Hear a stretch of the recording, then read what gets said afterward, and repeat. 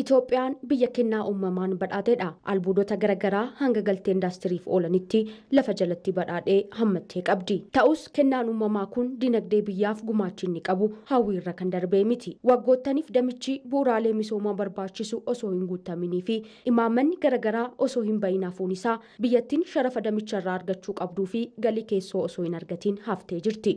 Haabtuun baqxum alaastawawwaqnoo. Damicha haala gaariin beeksisaa hin turre rakkoowwan damichaa garaagaraa fi sababa rakkoo keessoo keenyan haala gaariin ittiin fayyadamne ammatti haala gaariin beeksisaa fi itti fayyadamaa dhufnee jirra. Garuu ammas damichi hin tuqamne qabeenya hedduutu naannolee biyyattii hundatti argama. በጣም ብዙ ሀብት ነው ያለው በሁሉም ክልሎች በሁሉም የኢትዮጵያ ጫፍ mootummaan damee albuudaa dinagdee biyyaatiif utubaa taasisee adda baasuun riiformii taasifamaa jiruun bu'aan argamaa jiraachuunis ibsamee jira. Ragaan ministeera albuudaa akka ibsutti dandeettiin galii damichaa dabalaa jira.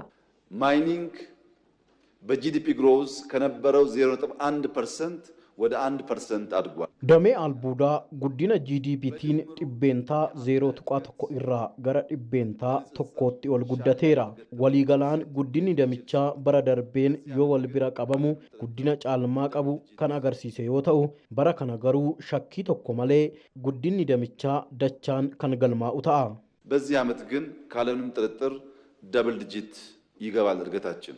ከጌጣጌጥ ማዕድናት ከኢንዱስትሪ ማዕድናት albuudota faayaaf oolan kan indaastiriif oolan akkasumas kan sibiilotaa fi kanneen biroo irratti investoroonni hedduun damicha irratti dhufaa jiru. Qabeenya kana immoo adda baasuun gurmeessuun gara indaastiriitti ceesisuun kaka'umsi investimentii dhufaa jira. Gama kanaan abbootii qabeenyaa fi dargaggoota hirmaachisuun gara misoomaatti fiduun dinagdeen damichaa akka guddatu taasisaa jirra. ወደ ልማት እየተቀየረ ብዙ ኢኮኖሚ ጀነሬት እያደረግን ያለንበት ሁኔታ ነው ያለው። Yeroo itti aanutti damee albuudaa lafee guddaa dinagdee biyyattii taasisuu fi sharafa alaa damichaa guddisuuf xiyyeeffatameera. Kana dhugoomsuuf ammoo pirojektoonni gurguddoon albuuda baasuu fi qindeessuuf deeggaran hojiirra oolaa jiru. Pirojektoonni kunneen yoo xumuraman ammoo galii damee albuudaa biyyattii gara ol ka'iinsa haaraatti ceesisuu jedhamee eegama. በዚህ ዓመት መጀመሪያ አካባቢ ላይ እንግዲህ bara kana seensa jalqabaa irratti Itoophiyaan sharafa alaa hedduu kan itti baastu damee boba'aa irratti jijjiirama guddaa fidneerra. Kana jechuun hojii hedduutu nu hafa. Damee ijaarsaa irrattis hojiilee garaagaraa hojjechaa jirra. Akkuma qonna keenya guddisuuf oomisha xaa'oo irratti invest goone akkasumas dhiibbaa sharafa alaa hambisuuf boba'aa irratti invest goonee damee albuudaa irratti hojii hojjechaa jirruun utubaa dinagdee biyyattii ta'aa dhufee jira. Kan itti fufsiisna. Damichaan fedhiiwwan misoomsuu fi investi gochuu hedduu waan jiruuf waloon yoo hojjenne Itoophiyaan tattaaffin hiyyummaa keessaa ba'uuf taasiftu dameen kun caalman kan deeggaru ta'a.